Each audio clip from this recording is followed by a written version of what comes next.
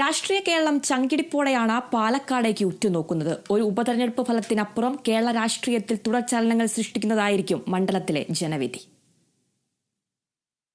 രാഷ്ട്രീയ തിരക്കഥയിൽ ഓരോ സീനിലും ട്വിസ്റ്റുകൾ നിറഞ്ഞ പാലക്കാടൻ ത്രില്ലറിന്റെ ക്ലൈമാക്സിലേക്ക് ആകാംക്ഷയോടെ ഉറ്റുനോക്കുകയാണ് കേരളം. സ്ഥാനാർത്ഥി നിർണയം മുതൽ വിവാദങ്ങൾ തേരുവലിക്കാൻ തുടങ്ങി. UDF സ്ഥാനാർത്ഥിയായി രാഹുൽ മാങ്കൂട്ടത്തിൽ പത്തനംതിട്ടയിൽ നിന്നും പാലക്കാട് ഇറങ്ങിയതുതന്നെ രാഷ്ട്രീയ കമ്പക്കെട്ടിന് തിരികൊളുത്തിയാണ്. പൊട്ടിത്തെറി കോൺഗ്രസിലായിരുന്നു. ഡോക്ടർ പി സരിൻ പുറത്തേക്ക് തെറിച്ചു. സരിന്റെ മുറിവുണക്കിയത് CPM. ചുവപ്പ് പരവതാനി വിരിച്ച് ഇടതുമുന്നണിയിലേക്ക് വരവേൽപ്പ്. സ്ഥാനാർത്ഥിത്വം നൽകി UDFന് മറുപടി. പിന്നെ കണ്ടത് കോൺഗ്രസിൽ നിന്ന് പുറത്തേക്കുള്ള പ്രാദേശിക നേതാക്കളുടെ ഘോഷയാത്ര. പിരായിരി പഞ്ചായത്ത് അംഗമടക്കം 12 പേർ ഇടതുമുന്നണിക്കൊപ്പം ചേർന്നു. ഇതിനിടയിൽ മുറിവിൽ മുളകരച്ചതുപോലെ DCC നേതൃത്വത്തിന്റെ കത്തും പുറത്തുവന്നു. കെ മുരളീധരനെയാണ് ആഗ്രഹിച്ചിരുന്നതെന്ന ജില്ലാ നേതാക്കളുടെ കത്ത് UDFനുള്ള കുത്തായി മാറി. CPM കൗൺസിലർ അബ്ദുൾ ഷുക്കൂർ ഇടഞ്ഞതോടെ അപ്പുറത്തും അലകളുയർന്നു. ഷുക്കൂറിനെ കയ്യോടെ പൊക്കി NN കൃഷ്ണദാസ് തെരഞ്ഞെടുപ്പ് കൺവെൻഷനിലെത്തിച്ചു. മാധ്യമപ്രവർത്തകരെ ഇറച്ചിക്കടയ്ക്ക് മുന്നിൽ കാത്തുനിൽക്കുന്ന പട്ടികളോടുപമിച്ച് കൃഷ്ണദാസ് തന്നെ രംഗവും കൊഴിപ്പിച്ചു. കൊടകര കുഴൽപ്പണക്കേസ് വീണ്ടും ചർച്ചകളിൽ നിറഞ്ഞപ്പോഴായിരുന്നു പാലക്കാട്ടെ പാതിരാ നാടകം. കോൺഗ്രസ് നേതാക്കൾ താമസിച്ച ഹോട്ടലിൽ കള്ളപ്പണം കണ്ടുപിടിക്കാനെത്തിയ പോലീസ് സംഘം തെരഞ്ഞെടുപ്പ് തിരക്കഥയിലേക്ക് സംഘട്ടന രംഗം കൂടി എഴുതി ചേർത്തു. യൂത്ത് കോൺഗ്രസ് ഒരു ഭാഗത്തും യുവമോർച്ച DYFI നേതാക്കൾ മറുഭാഗത്തുമായി ആവും വിധം ആടിത്തിമിർത്തു. കഥ മുന്നേറവെ അതിഥി താരമായെത്തിയ EP ജയരാജൻ എഴുതാത്ത ആത്മകഥയുടെ പേരിൽ രംഗത്തിന് എരിവും പുളിയും പകർന്നു. സരിൻ വയ്യാവേലിയാകുമെന്ന വരികൾ ഒരു സൈഡ് ട്രാക്കായി മാറി. EPയെ പാലക്കാടെത്തിച്ച് CPM നേതൃത്വം ആ അധ്യായം അടച്ചു. അവസാന സീനിലേക്ക് കാര്യങ്ങൾ നീങ്ങുന്നു എന്ന തോന്നലിൽ നിൽക്കുമ്പോഴാണ് സന്ദീപ് വാര്യരുടെ വക അടുത്ത ട്വിസ്റ്റ്. BJP പാളയം വിട്ട് കോൺഗ്രസിന്റെ കൈപിടിച്ച സന്ദീപ് വാര്യർ തുടങ്ങിവെച്ച വിവാദമേളം ഇതുവരെയും കലാശം കൊട്ടിയിട്ടില്ല.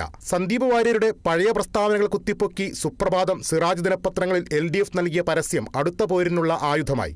ഇതിനിടയിൽ ഇരട്ട വോട്ടും വ്യാജ വോട്ടുമെല്ലാം ആരോപണ പ്രത്യാരോപണങ്ങളായി അന്തരീക്ഷത്തിൽ നിറഞ്ഞു. CPM BJP ഡീലെന്ന് UDFും SDPI BJP Congress കൂട്ടുകെട്ടെന്ന LDFും പഴിചാരി. ഇങ്ങനെ പ്രചാരണ രംഗം സമ്പന്നമായതിന്റെ പ്രതിഫലനം പോളിംഗിൽ കണ്ടില്ല.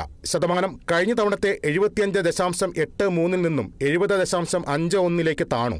എന്നാൽ ശക്തി കേന്ദ്രങ്ങളിൽ നല്ല രീതിയിൽ പോളിംഗ് നടന്നുവെന്ന് മുന്നണികൾ അവകാശപ്പെടുന്നു. പാലക്കാട് നഗരപരിധിയിലാണ് BJP പ്രതീക്ഷകൾ തിടം വയ്ക്കുന്നത്.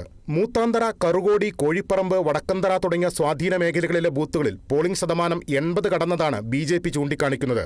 5000-ന് മുകളിൽ വോട്ടിന്റെ ഭൂരിപക്ഷമാണ് BJP സ്ഥാനാർത്ഥി C കൃഷ്ണകുമാറിന്റെ പ്രതീക്ഷ.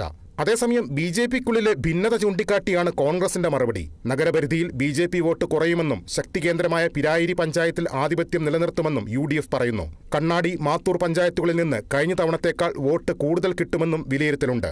10,000-ന് മുകളിൽ വോട്ടിന് രാഹുൽ മാങ്കൂട്ടത്തിൽ വിജയിക്കുമെന്നും UDF ഉറപ്പിക്കുന്നു. നഗരസഭയിൽ സംഘടനാപരമായ സ്വാധീനമില്ലെങ്കിലും സ്വതന്ത്ര സ്ഥാനാർത്ഥിയായി P സരിനെ അവതരിപ്പിച്ചത് ഗുണം ചെയ്തുവെന്ന നിഗമനത്തിലാണ് LDF. കണ്ണാടി, മാത്തൂർ പഞ്ചായത്തുകളിൽ നല്ല നിലയിൽ ലീഡ് ചെയ്യുക കൂടി ഉണ്ടായാൽ ഇത്തവണ ചിത്രം മാറുമെന്നാണ് LDF പ്രതീക്ഷ. 2021 നിയമസഭാ തെരഞ്ഞെടുപ്പിൽ 3859 വോട്ടാണ് UDFും BJPയും തമ്മിലുള്ള വ്യത്യാസം. അന്ന് മെട്രോമാൻ E ശ്രീധരനെയാണ് ഷാഫി പറമ്പിൽ തോൽപ്പിച്ചത്. ഷാഫി വടകരയിൽ നിന്നും MP ആയതോടെയാണ് ഉപതെരഞ്ഞെടുപ്പിന് കളമൊരുങ്ങിയത്. വൃശ്ചികക്കാറ്റ് പൊടി പറത്തുന്ന പാലക്കാട് ആരുടെ കണ്ണിൽ നനവ് പടരും, ആരുടെ കിനാവ് പൂവണിയും, കാത്തിരുന്നു കാണാം. KB Libeesh, news desk, Kerala vision news.